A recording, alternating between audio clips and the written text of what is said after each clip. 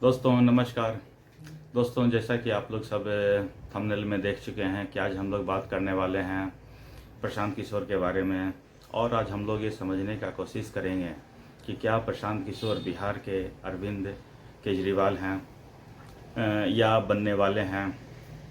दोस्तों प्रशांत किशोर जैसा कि आप सब जानते हैं आज 2 साल से अपनी एक पार्टी बनाकर जन स्वराज पार्टी बनाकर पूरा बिहार में घूम रहा है और बिहार के लोगों को समझा रहा है कि कैसे ये लालू प्रसाद यादव और ये नीतीश कुमार उनके बच्चों के लिए या उनके भविष्य के लिए ठीक नहीं है।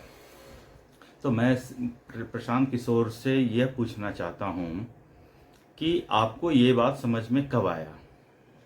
प्रशांत किशोर जी, आप हर पार्टी के लिए उनको जिताने के लिए आईपैक संस्था के तरफ से काम कर चुके हैं। आप 2014 में बीजेपी के लिए काम कर चुके हैं, 2015 में लालू यादव और जेडीयू के लिए काम कर चुके हैं। आप फिर बंगाल में समाजवादी पार्टी के लिए काम कर चुके हैं। आप दिल्ली में अरविंद केजरीवाल के लिए काम कर चुके हैं। आप यहाँ हैदराबाद में बीआरएस के लिए काम कर चुके हैं। आप बंगाल में ममता बनर्जी के लिए काम कर चुके हैं। मतलब कि मिला जुला कर आप घाट घाट का पानी पिए हुए हैं। 2015 में क्या आपको समझ में नहीं आया था कि ये बिहार की जो आज जिस भी हालात में हैं उसका जिम्मेदार ये लालू और नीतीश हैं। उस समय तो आपने उनको जिताने के लिए एड़ी चोटी का जोर लगाया था।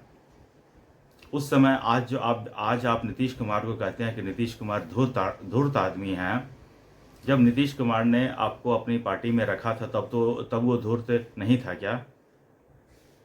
जब उसने आपको अपनी पार्टी का जेडीयू का उपाध्यक्ष बनाया था तब वो धूर्त आदमी नहीं था क्या? आज आप लालू यादव को कहते हैं कि वो बेकार आदमी है, बिहार को बर्बाद कर दिया। उनके बच्चे को आप कहते हैं कि मैट्रिक पास नहीं है। 2015 में आपको पता नहीं था क्या? 2015 में तो उसी मैट्रिक फेल लालू यादव के बेटे को आप जिताने के लिए एड़ी चोटी का एक जोर लगा रहे थे। मुझे आपकी बातों से कोई आपत्ति नहीं है, लेकिन आप समय समय पर अपना स्टैंड बदल चुके हैं। कल तक जिस लालू यादव को जिताने के लिए आप एड़ी चोटी का जोर लगा रहे थे आज कह रहे हैं कि वो खराब है। कल तक आप जिस नीतीश कुमार को जिताने के लिए प्रयास कर रहे थे, जिस नीतीश कुमार की पार्टी में थे, आज आप उनको धूर्त बता रहे हैं। तो मुझे आपकी जो बातें हैं ना, बातें जब मैं सुनता हूं ना आपकी बातें, तो मुझे 2011 में अरविंद केजरीवाल जो बोलता था वही सब बातें रिपीट हो रहे हैं। मतलब मेरे कानों में गूंजने लगता है। अरविंद केजरीवाल 2011 में क्या बोलता था कि जी हम भ्रष्टाचार के खिलाफ आए हैं, ऐसा कानून लाएंगे, ऐसा जन लोकपाल लाएंगे, भ्रष्टाचार ये कर देंगे, भ्रष्टाचार वो कर देंगे। आज वो खुद अरविंद केजरीवाल भ्रष्टाचार के आरोप में जेल में बंद है। उनकी पूरी की पूरी कैबिनेट जेल में बंद थी एक समय भ्रष्टाचार के आरोप में। और अरविंद केजरीवाल का मैं इतना कह सकता हूँ कि हर एक डिपार्टमेंट में अरविंद केजरीवाल दिल्ली में जितने भी डिपार्टमेंट उसके अंडर में हैं, उसके मंत्रिमंडल के अंदर हर एक डिपार्टमेंट में उसने भ्रष्टाचार कर रखा है। सोचिए, उसने एक पार्टी बनाई थी, आम आदमी पार्टी। उसने उस पार्टी में एक अपना आंतरिक लोकपाल रखा था। उनका नाम था एडमिरल रामदास। एडमिरल रामदास को लात मार के कब बाहर निकाला गया किसी को पता ही नहीं है। क्या हुआ आंतरिक लोकपाल का? उसने अपने पार्टी का संविधान बनाया था कि जी 3 साल बाद इनका पार्टी का मुखिया चेंज होगा। जब से पार्टी बना तब से केजरीवाल खुद ही पार्टी पर बैठा हुआ है। और अब बिहार के लोगों को समझा रहे हैं प्रशांत किशोर, बिहार के लोगों को। बिहार आज जिस भी स्थिति में है उसके लिए जिम्मेदार बिहार के लोग स्वयं हैं, कोई दूसरा नहीं है। पॉलिटिकल पार्टी तो फायदा उठाती है, लेकिन बिहार के लोग भी स्वयं जिम्मेदार हैं इसके लिए। आप एक एग्जांपल देकर समझिए। मोटा मोटी आज़ादी से लेकर 1990 तक कांग्रेस का शासन रहा बिहार में, सही। 1990 से 2005 तक लालू प्रसाद का शासन रहा, ठीक। 2005 से अब तक नीतीश कुमार का शासन रहा।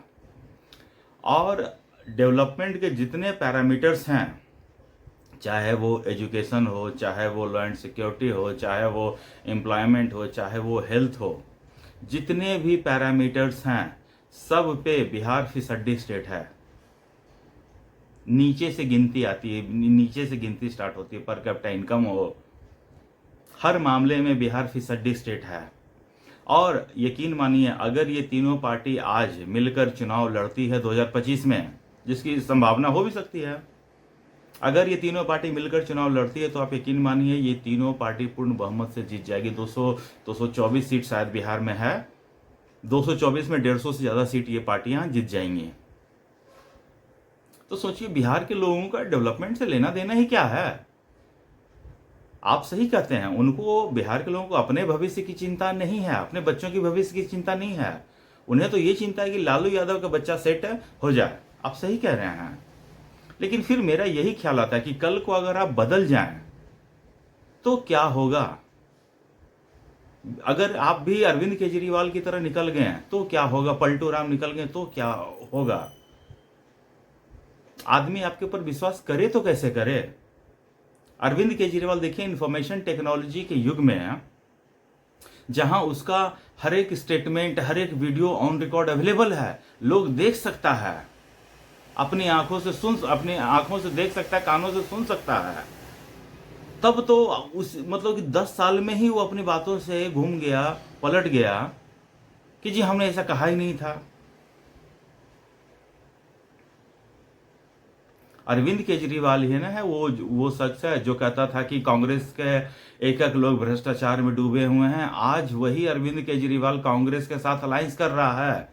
सोचिए, उसने अपने बच्चों की कसम खाई थी। इससे बड़ा प्रशांत किशोर सबूत और क्या दे सकता है? अगर वो प्रशांत किशोर आज ये कह भी दे कि हम बच्चों की कसम खाते हैं कि हम नहीं बदलेंगे, तो लोग यकीन नहीं करेंगे ना। अरविंद केजरीवाल ने तो जितने भी यकीन करने के पैरामीटर से सब तोड़ रखा है, उसके ऊपर आप क्या करने वाले हैं? बिहार का विकास हो, बिहार के लोगों का सोच बदले, बिहार के लोग डेवलपमेंट के मैटर पर वोट दें, इससे अच्छी बात और हो ही नहीं सकती है। लेकिन मेरा कंसर्न सिर्फ इतना ही है कि कल को अगर आप बदल गए, पलट गए, तो क्या होगा? आज आप लोगों के सामने इंटरव्यू दे रहे हैं। प्रशांत किशोर, आपसे एक क्वेश्चन मेरा है कि जो अभी ऑन गोइंग वक्फ बोर्ड का इशू है, इसके ऊपर आपकी राय क्या है? बस आप 1 मिनट में एक्सपोज हो जाएंगे इस एक सवाल का जवाब देते ही। अरविंद केजरीवाल जब 2011 में कर रहा था तो सिर्फ भ्रष्टाचार की बात करता था, भ्रष्टाचार भ्रष्टाचार भ्रष्टाचार। आप जो है इसी तरह है, बच्चों की शिक्षा और उनके एजुकेशन और उनके एम्प्लॉयमेंट को इशू बनाकर चल रहे हैं। ये सब इमोशनल इश्यूज होते हैं जिनको जो हर एक माँ बाप को हिट करता है कि उनके बच्चों के बारे में कोई सोच रहा है, कोई कर रहा है। आप ठीक है, आप सोच रहे हैं, लेकिन कल को अगर आप बदल गए, पलट गए, तो क्या होगा? फिर कौन की इनका होगा क्या? मेरा तो बस इतना ही एक इशू है, कंसर्न है, जिसका क्लैरिफिकेशन होना बहुत ज़रूरी है कि अगर कल को प्रशांत किशोर बदल गए, पलट जाते हैं, आज जिस नीतीश कुमार को धुर्त कर रहे हैं, कल को उसी के साथ ऐसे हाथ पकड़ के खड़े रहेंगे तो क्या होगा? कल को उसी नौमी फेल लालू के बेटे के साथ अगर वो खड़े रहेंगे ऐसे हाथ पकड़ के, तो क्या होगा? जिसकी की प्रबल संभावना है।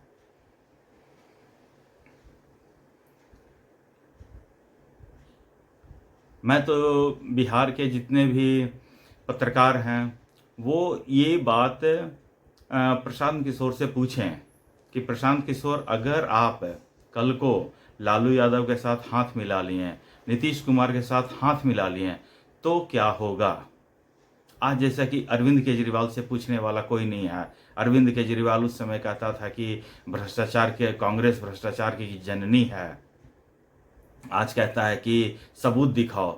केजरीवाल जब कोई किसी पे इल्ज़ाम लगाता था तो क्या सबूत वो दिखाता था?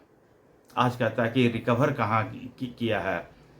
बताइए, पॉकेट मार की तरह काम कर रहा है केजरीवाल। पॉकेट मार जो होते हैं ना, ऐसे ही काम करते हैं। किसी ने जेब से निकाला मोबाइल, पर्स, दूसरे को दे दिया, दूसरे ने तीसरे को दे दिया, वो आदमी हाथ उठा के खड़ा कर लेता है कि देख लो हमारे पास तो कुछ है ही नहीं। यही केजरीवाल स्टाइल ऑफ पॉलिटिक्स है, और केजरीवाल इसमें माहिर है। केजरीवाल पता नहीं पॉकेटमारी करता था पहले, पता नहीं क्या, लेकिन टिकट ब्लैक किया तो है उसके एक दो आदमी। तो मेरा कंसर्न सिर्फ इतना ही है, प्रशांत किशोर आप बोल रहे हैं बहुत अच्छी बात है, एंड आई होप कि आप ऐसा इम्प्लीमेंट भी कर पाएँ, आप पलटेंगे नहीं। विश्वास करना मुश्किल होता है क्योंकि आदमी देखा हुआ है, कोई बहुत 50-60 साल 70 साल ओल्ड इंसिडेंट नहीं है, हाल की आंखों घटना है। लगता है कि कल ही अरविंद केजरीवाल भाषण देता था, भूखा रह रहा, प्यासा रह रहा, आंदोलन कर रहा है, आज खुद भ्रष्टाचार के आरोप में जेल में बंद है। तो अगर आप भी ऐसा कीजिएगा तो फिर तो भगवान ही मालिक है ना। दोस्तों, तो बस आज के लिए इतना ही मुझे कहना था। आप लोग वीकेंड है, एंजॉय कीजिए, स्वस्थ रहिए, मस्त रहिए। नमस्कार।